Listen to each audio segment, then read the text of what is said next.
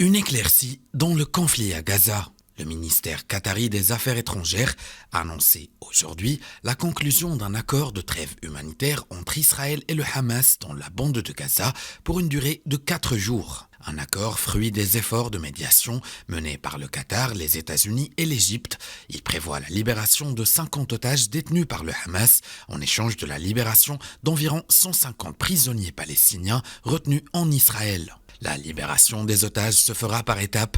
Entre 10 et 13 personnes pourraient ainsi être relâchées quotidiennement par le Hamas, qui devrait les remettre à la Croix-Rouge avant leur transfert vers Israël.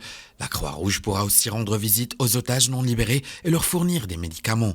Le gouvernement israélien, pour sa part, a accepté la reprise des livraisons de fioul et l'entrée d'un plus grand nombre de convois humanitaires dans l'enclave palestinienne pendant toute la durée du cessez-le-feu. Cette trêve, espérée par de nombreux pays autour du globe et des dizaines d'ONG, était attendue depuis plusieurs jours pour permettre une libération des otages détenus et l'arrivée à Gaza d'une aide humanitaire, alors que la crise dans l'enclave palestinienne s'aggrave de jour en jour. Or, malgré l'engouement international, ce n'est pas la fin de la guerre, a bien fait savoir le Premier ministre Benjamin Netanyahou avant même la réunion de son gouvernement pour décider de la position sur l'accord.